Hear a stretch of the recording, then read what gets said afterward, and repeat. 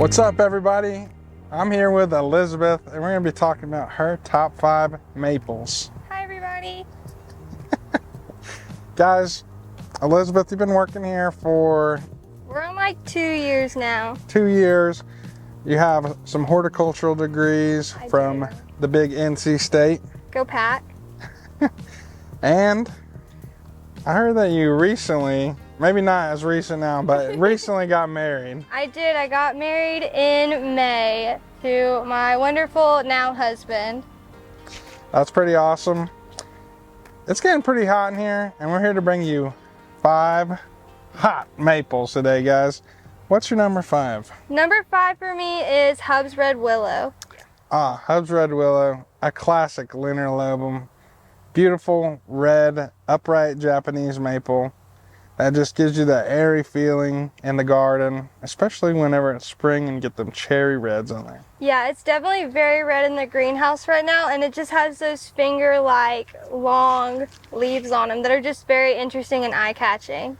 I love seeing the transition of this tree's cherry reds into that darker, almost like a blood good color, and then you finally get that back to that fiery red fall color, and seeing it just kind of blow in the wind, especially out at Talon Buckholt's place where he's got a huge specimen of it.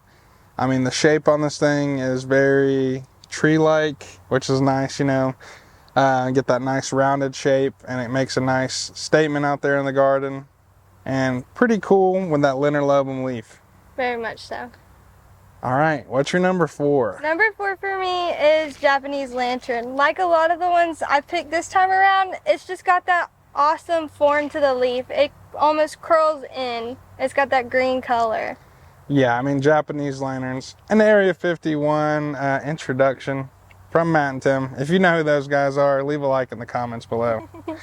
But yeah, I mean, an awesome curling maple. Something that I just like love looking at those ones that are just kind of like a little bit of a freaks, you know. It's like I'm like sitting there, I'm like, why is the leaf curling? And whenever this thing continues to change into that fall color and you see that leaf, you know, curl up and it gets that red over top and actually looks like a Japanese lantern, I mean, that's pretty awesome. I love seeing that fall color, and then also on top of that, the shape of this one, as it kind of has that semi-pendulous habit, just looks really, really nice, and gonna make an awesome centerpiece in the garden next to maybe that Hub's Red Willow. Seeing that play between the leaves is gonna be super nice. All right, what's your number 3? Number 3 for me is Abies Weeping. It was kind of out there because I'm not huge on the leaf shape, but just the colors, if you look at the website, the colors that can form across that leaf is so amazing. Yeah, Abies Weeping, a Japonicum with another crazy leaf shape. I mean, this is a Japonicum lace leaf. I mean, some of the thinnest lobes on a lace leaf that I've seen, and it's in a Japonicum. So, can't beat that in my opinion. That fall color, gonna give you an amazing speckling of, you know, a little purple here, a little yellow here, a little orange here, a little red everywhere across that leaf. And that slow growing dwarf weeping Japonicum. I mean, how many boxes are you going to check without one maple? And that's a lot of bang for your buck, honestly. Yeah, it makes a great addition since it's a dwarf to a garden, a small fairy garden, especially with all those colors that you're going to get. It's just that pop of interest. Yeah, I mean, that's definitely one that I enjoy. There's not many Japonicum introductions out there, but that's one that's going to be different from the rest of that group and just kind of give you some amazing colors on a lace leaf. Awesome pick for number 3. Thank you.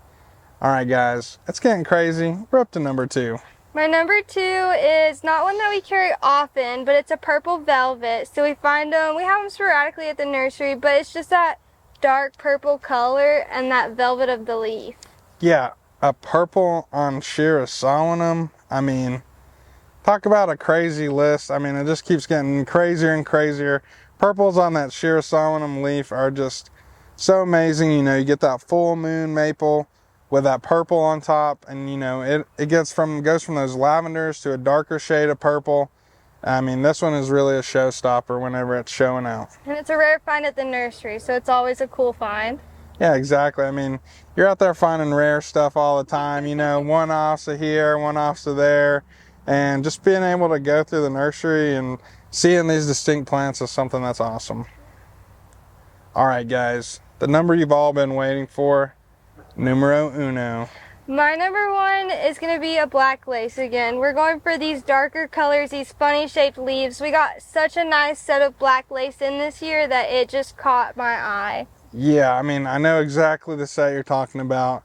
You walking through the greenhouse and it's just like a wall of just like dark trees, just kind of, it's a little depressing, I'll be honest.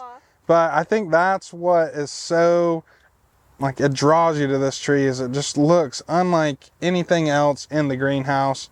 Some of the darkest colors I've seen on a maple. Well, and the colors, like, you know, fire glow, you can get that fading of the color, but these are just so right in your face, dark. There's no color fading throughout the leaf, and they have the, not like serrated margins, but there's a little bit of serration at the edges. Yeah, I love how the leaf shape is on this one. I think that the colors of this one kind of outshine the actual shape of the leaf, but there's something so distinct about the leaf shape on black lace, you know, being that Matson Murray style leaf shape, you know, not as heavily divided as some of the others, but just seeing that serrated edge on that leaf with that dark color. I mean, it almost looks like a shadowy, like, silhouette out there. Yeah. And I think I just love that tree for that reason. Definitely my number one.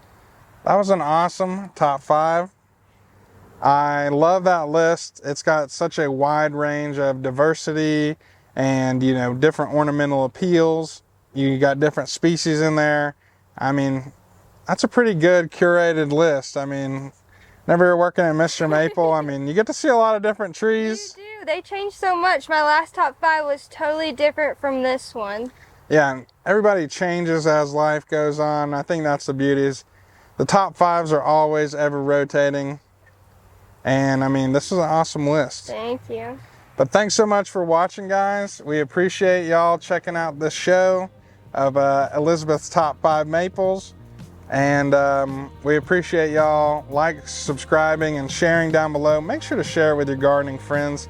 I know whenever you subscribe, Joe does a little happy dance.